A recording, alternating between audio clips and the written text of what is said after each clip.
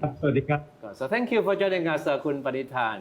I think we all should heave a big sigh of relief that the protest ended peacefully.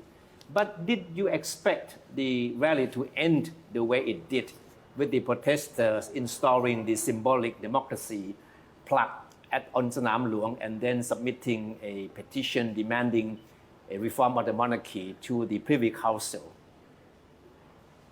Well, I think we are glad Thai people are quite relieved that demonstrations like these are peaceful and it was quite orderly and the authority in charge in the areas are quite effective in handling the situations. And of course, this is of course just one of the series of demonstrations. Several groups are now planning to engage, especially next month, October month in Thailand. Is said to be a political month with many historical dates. So I think the real concern will be focused on next month's demonstrations. But in general, I think we are quite hopeful that with the experience of the authority on the ground, with the lessons learned by society, and there will be no violence erupted during series of these demonstrations. So what do you think is the strongest message that came out of the rally at Sanam Luang over the weekend? Well, it's a political message for change. I think that's quite clear. Demonstrators in general are older than expected. I think estimated that young generations who were demonstrated in the last demonstration are less than half, or even maybe 1/4 of the whole demonstrators. I think, but of course they share concerns about the future of Thailand during this time. They demanded changes. Most of the changes are quite all expected and focused on the administration. With one new change, I think the message about the monarchy, about the institution, high above is quite clear. Young generations are particularly more concerned about the future of that particular institution. Now we noticed an overwhelming presence of the people from the so-called red shirt movement. Do you think that this in any way dilutes the perception that the demonstration, at least the one that took place at Sanam Luang, was student-led? Well, I think demonstrators from previous years have experience on the ground. I think on the ground you need a much better organization than young groups' capability. You need to have food, shelters. You need to have networks of people traveling from several provinces. There are quite a few provinces in the north and the northeast that these people are coming from. They are well organized. They are very much focused on the debates, on the stages, various stages around Sanam Luang. I think on one hand, I think students could be happy that they are joined by a large number of the demonstrators from the past. Although the expectation was higher, they wanted more young generation joining, but due to several limitations, as you already know, the society already discussed about that. So I think the joining of not only the red shirt demonstrators, but demonstrators from labor sector, demonstrators from governmental organization, sector, and of course, general public who are very concerned about economy, about the stage, of the progress in Thailand also joined in, although those numbers are maybe smaller than the more organized groups, but in general, the event was moved to the higher level, especially overseas. The news are now out that Thailand is back in a more normal mode since the coup many years ago. Normal mode means that you will see different forces demanding different recognition, different changes. This is quite normal in Thailand. It proves also that freedom of assembly, freedom of speech are also guaranteed in Thailand, although there are perhaps concerns among various officers and authorities that some of these demonstrators may exercise their right beyond the legal limit. That has to be proven in court. I think in the next few days and in the coming weeks, there will be a few cases charged against some demonstrators, some organizers who are violating a series of law, including public gathering law and other emergency decree regulations. But of course, those have to be handled by court, not by authority, not by the police. So I think, yes, things are now back into a more normal mode under the abnormal or abnormal time during the spread of the COVID. But the Thai people, especially this section, especially some of these demonstrators, they want to exercise their right, and they're now guaranteed their peace and freedom to do that. And with the protesters that took over Sanam Luang on Saturday, which is the royal ground, do you think the protesters have taken too far? Well, I think, yes, some of the observers, some of the Thai people are quite concerned about that. But there are laws regarding the use of Sanam Luang. There are also practices of allowing some of the demonstrators to use that. This is not new. Sanam Luang has been historic in terms of the monument of certain political activities. But of course, Sanam Luang in principle belongs to the nation and is registered at the part of the historical preservation. It has certain rules and regulations to regulate the use of Sanam Luang. And of course, and most importantly to the Thai people, this is a place that royal cremation takes place during the time of sadness of the passing of several kings, several high-level leaders in the palace. So it has to be used with respect and regarded. Political, symbolic, political gestures must be done within the law, within the care of the feelings of the people who are attached to Sanam Luang in different ways, different from the demonstrators. So from a national security perspective, how do you think the government will handle with future demonstrations that might come up? Well, I think the government is quite clear. Deputy Prime Minister for Security, Prime Minister in particular, on several points. Of course, first, the safety of all Thai people must be guaranteed, including the demonstrators. You can see the operations of the forces are done without any weapons or any using forces.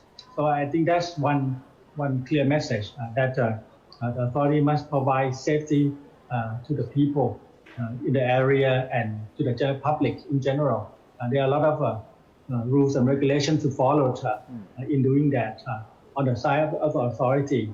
And second, of course, as long as this is according to the law, rules, regulations guaranteed by the Constitution, it has to be allowed and it has to be accepted. And this is very clear from the government point of view.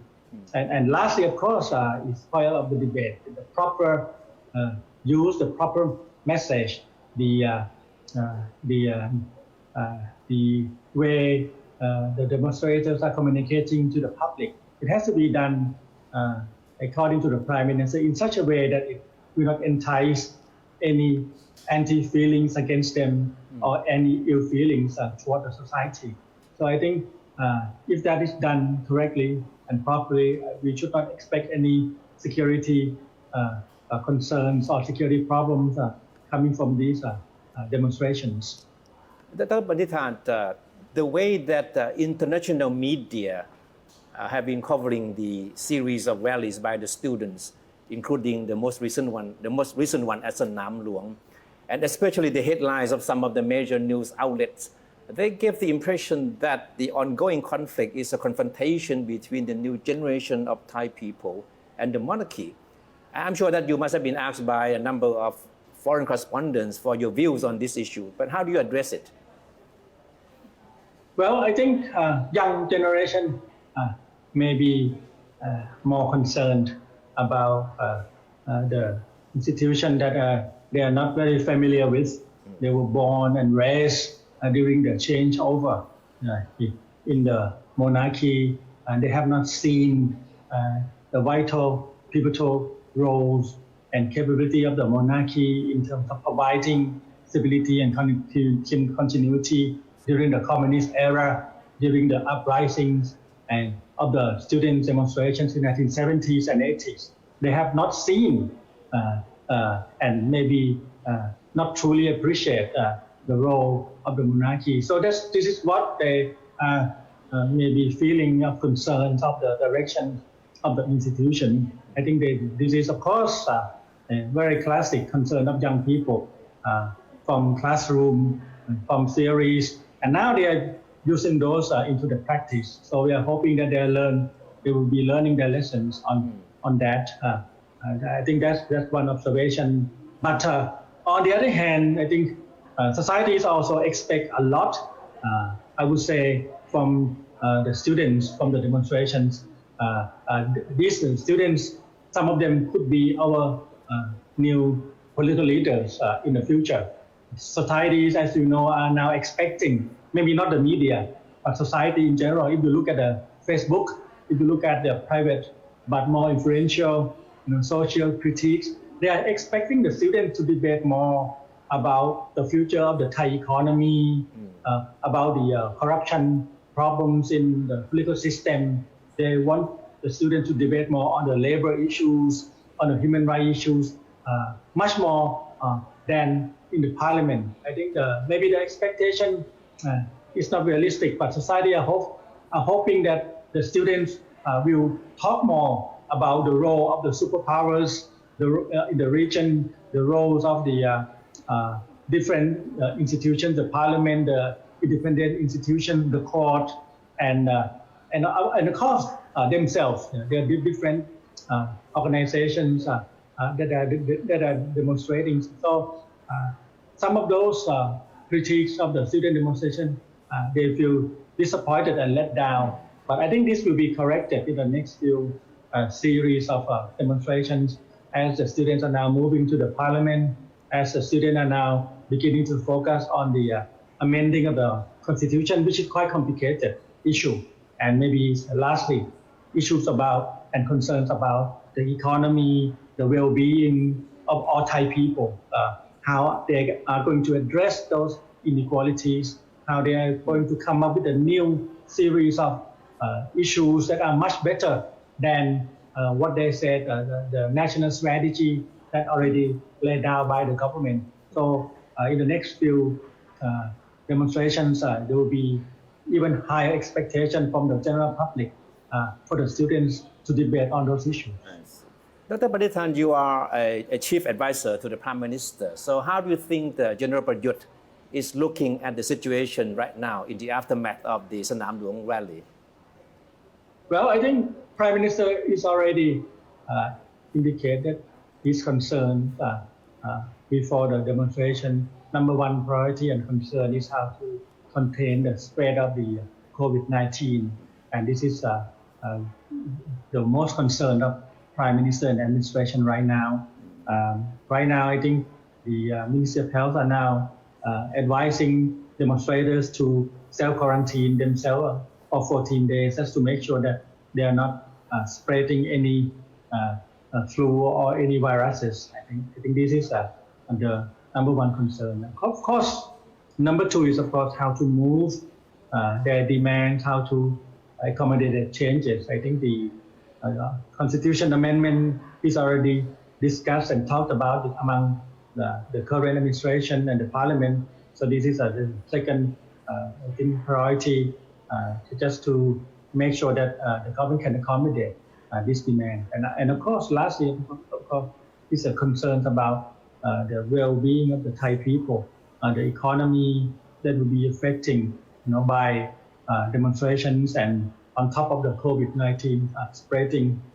So I think the challenges ahead for the Prime Minister is more complex now. Mm-hmm.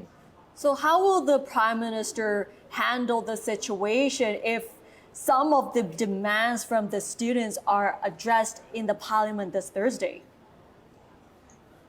Well, I think it's quite clear that the Parliament may have to take a leading role in terms of legal issues, including the amending of the Constitution, which requires a complex series of actions, including the national referendum again on the issue. And there are a lot of debates on proposals. 6 proposals are now tabled at the Parliament to be debated. I think that's one effective way under the democratic system to handle, that is to the elected and to the parliamentary system. And of course, I think the Prime Minister and the Cabinet may have to engage more with the public in general to make sure that they understand the issues. They are less worried about the political situation affecting their own well-being.